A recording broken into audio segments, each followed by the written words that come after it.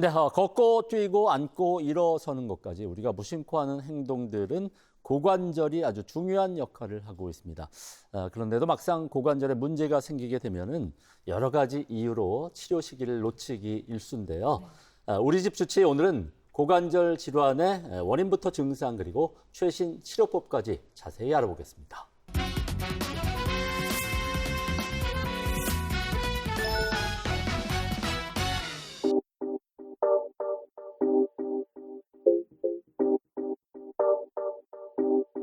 오늘의 주치의 의료법인 백천의료재단 바로본병원의 김희수 원장 나와 계십니다.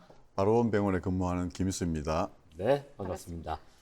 자, 원장님, 많은 분들이 이제 허리나 무릎 이런 관절에는 참 건강에 관심이 많은데 정작 고관절의 중요성은 잘 모르고 있는 것 같습니다. 네. 먼저 고관절이 어떤 역할을 하고 있는 관절인지부터 좀 설명을 해주시죠. 네, 고관절은 다리와 몸통을 연결해주는 관절입니다. 뼈로 이야기하면 골반골과 대퇴골을 연결해주는 관절로 다리에서 제일 크고 중요한 관절입니다. 중요한 역할로는 체중을 지탱하고 운동할 때 앞뒤 좌우 그리고 돌리기 운동이 가능해서 몸을 자유롭게 움직일 수 있도록 합니다. 관절이 단독으로 작용할 수는 없으니 다른 관절과 함께 신체의 균형을 잡아주고 민첩하고 유연한 운동을 가능하게 해줍니다.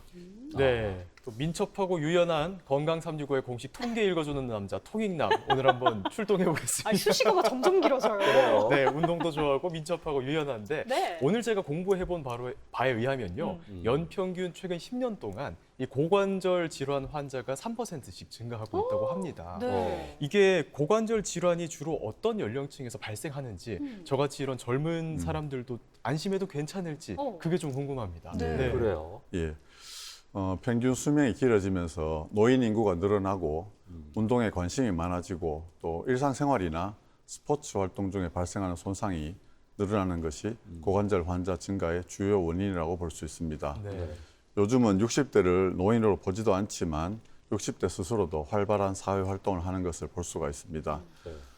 저는 등산을 자주 하는 편인데 최근 몇 년간 등산하는 젊은 사람들의 수가 부쩍 늘어났습니다. 그렇죠. 네. 또 헬스클럽에서 운동으로 몸 만들기나 자전거 인구, 달리기 인구도 증가한 것을 볼 수 있습니다. 네. 그만큼 스포츠 손상도 많아질 수 있다는 이야기입니다. 운동이 과하면 탈이 날 수도 있겠죠. 본인의 나이와 근력 정도에 따라서 운동량을 정하는 것이 좋습니다. 시작은 약한 운동부터 하고 근력과 민첩성이 늘어나면 운동 강도를 같이 올리는 방향으로 하면 적당할 것 같습니다. 네. 네.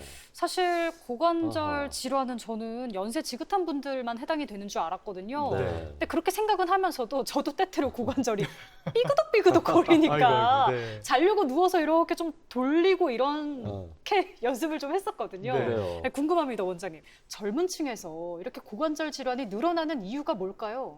예, 젊은 층에서 건강과 몸매 관리를 위해서 요가나 필라테스, 웨이트 트레이닝 등을 하는 경우에 네. 자신의 유연성이나 관절의 가동 범위를 넘어서는 무리한 동작을 하는 경우 관절 주위 조직에 손상을 받을 수 있습니다. 오. 또 대퇴골두 미열성 괴사증의 빈도가 과거에 비해 많이 줄었다가 최근 다시 증가하는 추세에 있는데 네. 이것의 주요 원인은 음주량 증가, 지질 대사 이상, 스테로이드 사용량이 늘어난 것으로 볼 수 있습니다. 치료를 위해서 스테로이드를 사용하더라도 장기간 사용하면 부작용이 생길 수 있습니다. 네. 그 대퇴골 그러니까 고관절 쪽의 무혈정 괴사증의 주요 원인 가운데 하나가 이제 음주량 증가가 있습니다. 아하. 술 많이 드시는 분들도 이게 좀 조심을 해야 되는 그런 네. 질환이라고 볼 수가 있겠는데. 태욱 씨 조심해야겠네요. 조심 좀 해야겠습니다.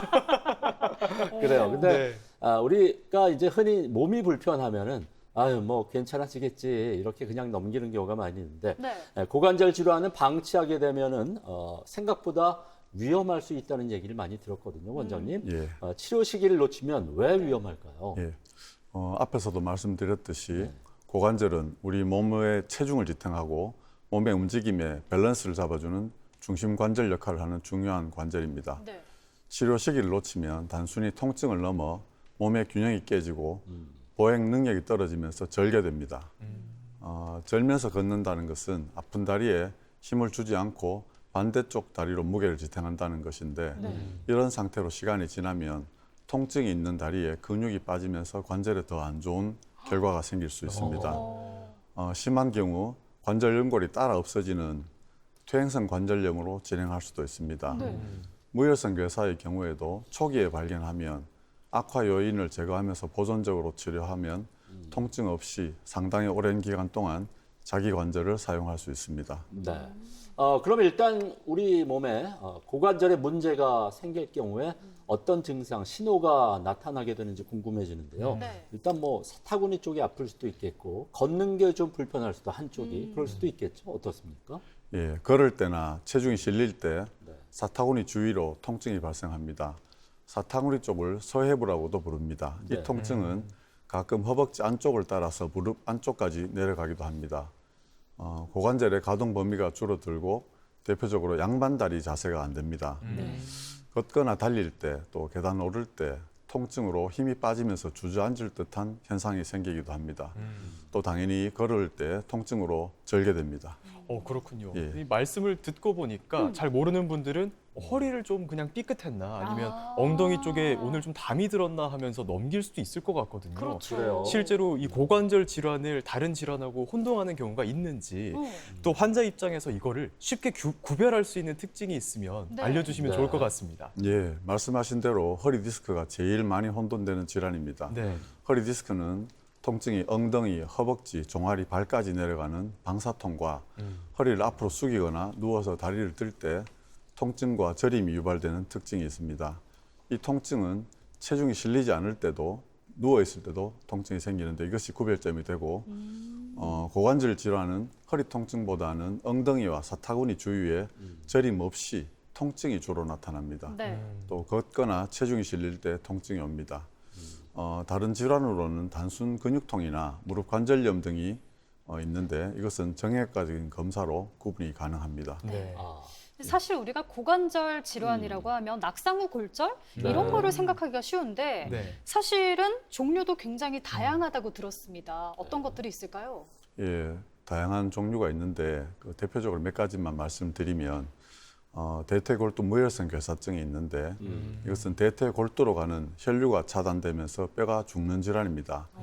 여러 가지 원인이 있습니다만은 과도한 음주나 지질대사 이상, 스테로이드 장기 사용, 또 대퇴골 경부골절 등의 외상이 있습니다.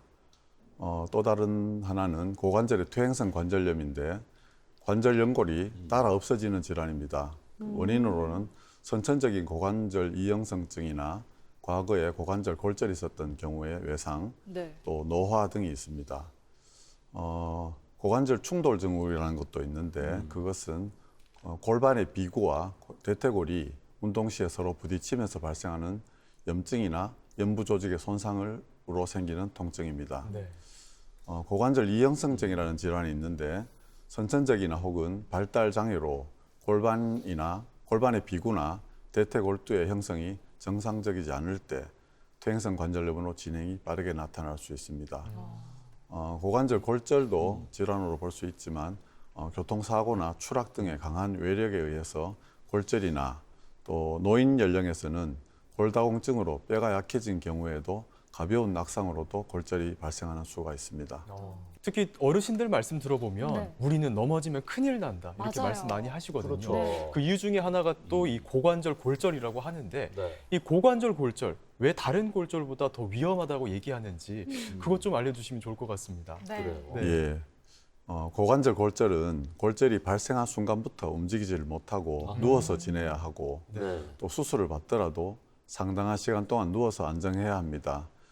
통계적으로 봤을 때 65세 이상에서 고관절 골절로 1년 이내에 사망하는 확률이 15에서 20% 정도라고 합니다.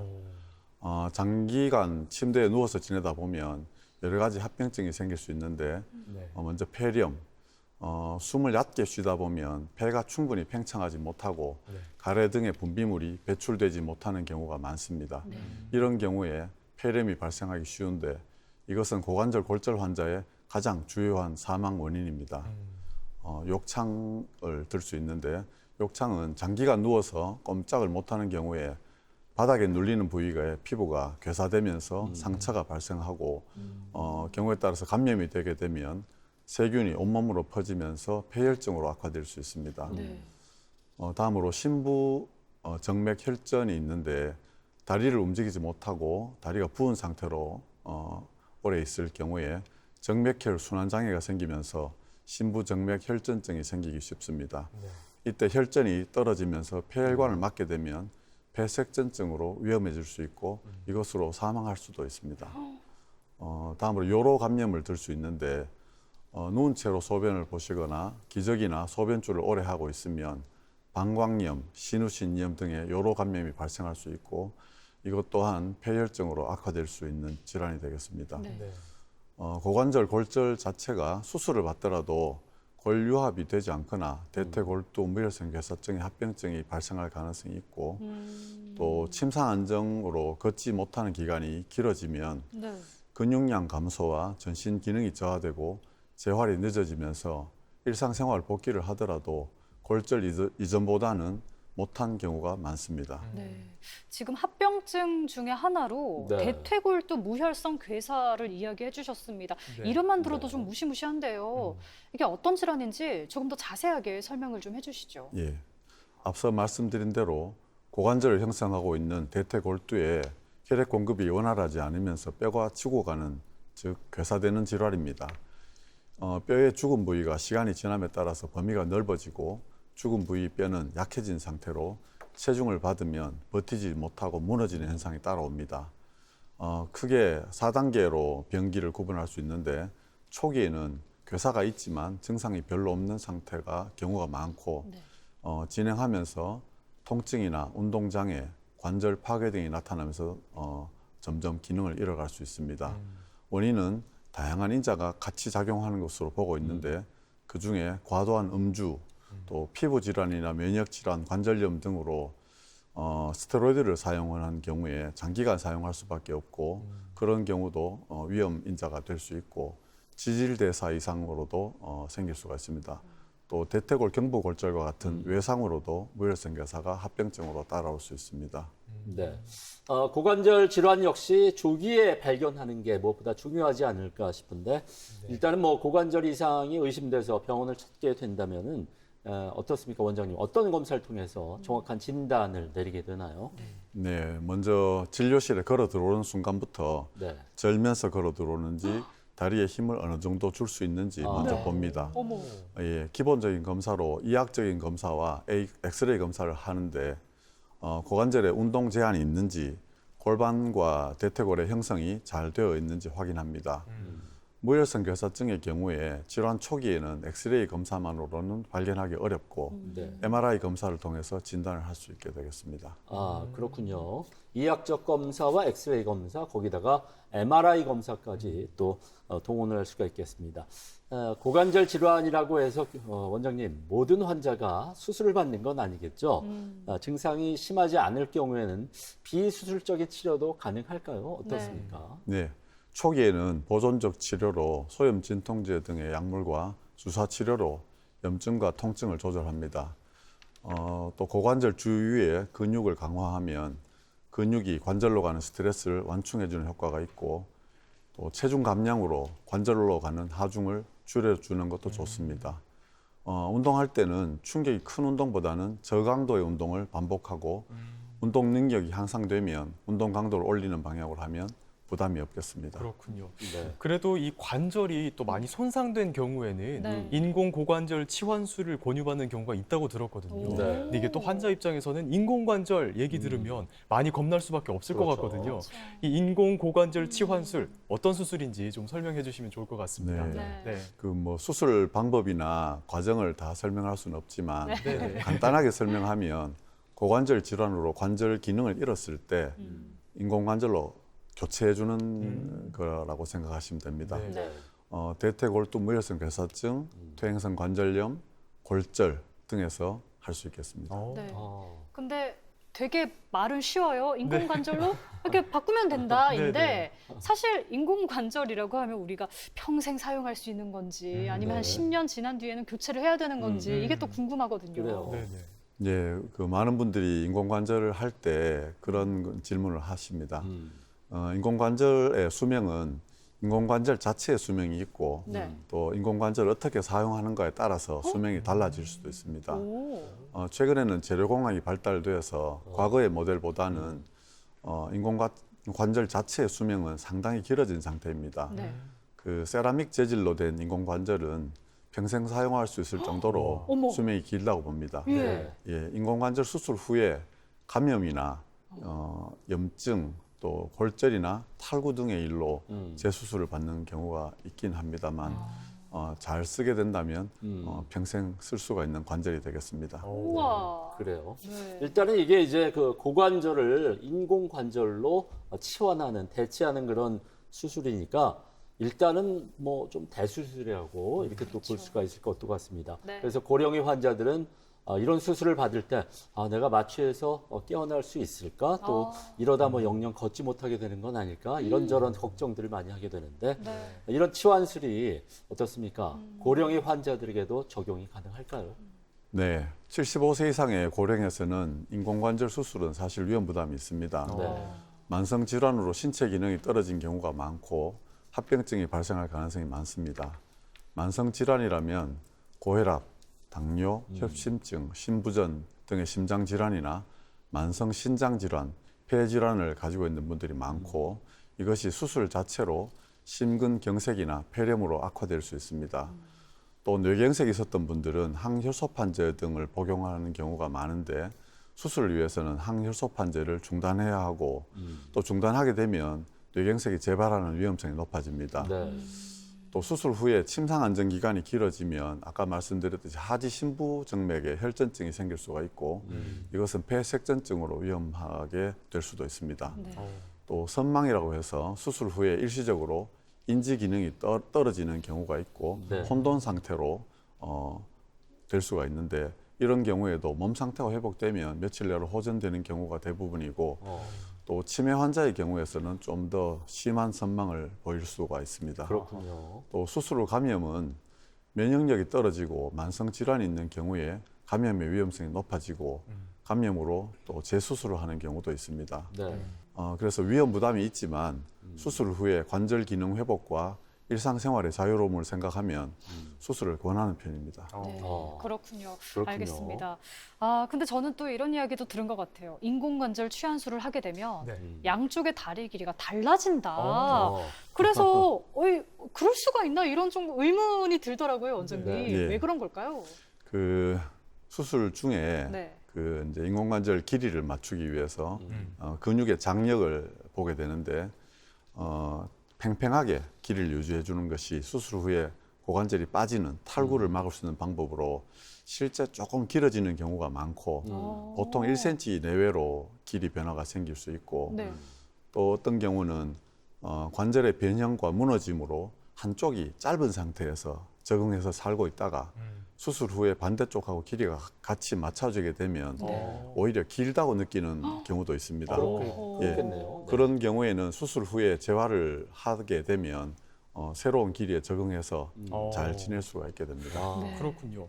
저는 또 한 가지 걱정이 되는 게요. 어제도 2시간 넘게 축구를 하고 온 저 같은 운동인들은 이런 걱정할 것 아니 같습니다. 어디 월드컵 나가셨어요? 제가 또 월드컵을 보다가 또 월드컵에 빠져가지고 축구를 안 할 수가 없더라고요. 이게 보면은 또 매일 하게 축구를 돼서 하세요. 예. 제 삶의 낙이 축구인데 저같이 운동하는 운동인들은 음. 이 수술한 다음에 영영 운동 못 하게 되는 거 아닐까? 아. 이런 걱정할 수 있을 것 같거든요. 생각만 해도 삶의 활기가 떨어지는 것 같은데 정말 그럴 수도 있을까요? 과격한 운동은 어렵지 않을까요? 네, 그 수술 후에는 그 대체로 운동을 하게 권하는 편입니다.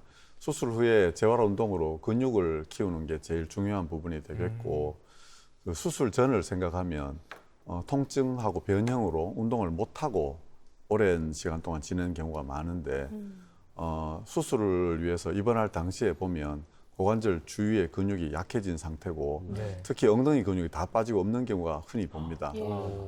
그런 경우에 이제 수술 후에 운동을 이제 단계적으로 하면서 주로 하지 근력을 강화시키는 운동을 위주로 단계적으로 강도를 올려가면서 운동을 하는 걸 권하게 되겠습니다. 네. 그리고 그 다리 관절 주변에 근육이 강화돼야지 수술한 관절의 기능을 높일 수가 있습니다. 네, 그래요. 결국은 꾸준히 이제 재활이라든가 관리에 신경을 써야 된다는 말씀인 것 같습니다. 네. 수술한 다음에 재활 운동은 좀 어떻게 해야 될까요? 또 네. 주의사항이 있다면 또 이런 것도 좀 전해 주시죠. 네. 재활 운동은 그 수술한 의사의 개인 취향이 좀 있습니다. 어떤 아. 사람은 좀 보수적으로 운동을 늦게 시키는 분들이 있고 네. 또 운동을 좀 일찍 시키는 분들도 있습니다. 근데 이제 대부분 수술 직후부터 침대에 누운 상태에서 다리 들어 올리는 운동, 또 발목 펌프 운동 이거부터 시작을 하고 어느 정도 다리 들기가 되면 제자리 서기, 네. 제자리 걷기, 또 보행기를 이용해서 걷기 운동을 하는 순서로 운동의 강도를 높여갈 수 있습니다. 걷기 운동이 어느 정도 되면 계단 오르내리기, 오르막 내리막길 걷기, 또 실내 자전거 타기 등으로 발전할 수 있고 위험한 동작은 인공관절이 빠지는 동작인데 대표적으로 쪼그리 앉거나 네. 발톱 깎는 자세, 또 무릎을 안쪽으로 비틀면서 쪼그리 앉으면 인공관절이 빠지게 됩니다. 네. 예, 그래서 소파나 침대를 이용하는 생활 습관의 변화도 필요합니다. 네. 그렇군요. 혹시 원장님은 어떤 취향이세요? 운동을 바로 시키는 스타일이신가요? 저는 이제 일주일 정도는 통증도 있고 좀 누워서 지내게 하는 편이고 네. 네. 일주일 지나면 이제 어느 정도 움직이기가 하다가 네. 2주 되면 그때부터는 운동 강도를 높입니다. 예. 그렇군요. 역시 운동을 할 수 있어서 다행인 것 같습니다. 네. 그래도 오늘 이렇게 여러 가지 고관절 질환에 대해서 알아봤는데요. 뭐니 해도 가장 중요한 건 예방이겠죠. 맞아요. 그렇습니다. 이렇게 건강하게 고관절을 오래 지키기 위한 어떤 생활 속 실천 방법이 있다면 조금 알려주시죠. 네. 네.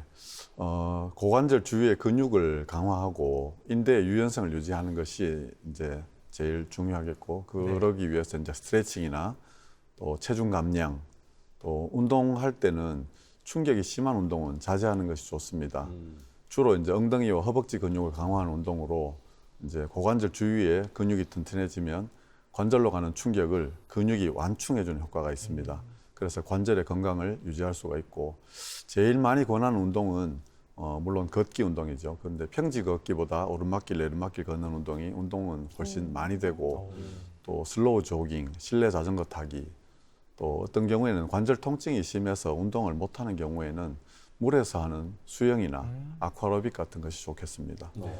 아까 말씀드린 대로 운동 능력이 향상되면 네. 점차 고강도 운동으로 운동량을 올리면 되겠습니다. 네, 알겠습니다. 고관절은 우리 몸의 중심을 지탱하는 아주 중요한 관절입니다. 작은 통증도 가볍게 넘기지 마시고 이상 신호가 있다면 반드시 전문의와 꼭 정확한 진단, 상담 받아보시길 바라겠습니다. 자, 오늘 함께해 주신 바로본병원 김희수 원장님 좋은 말씀 감사드립니다. 네, 고맙습니다. 감사합니다. 그리고 두 분도 수고 많았습니다. 건강하세요. 네, 고맙습니다.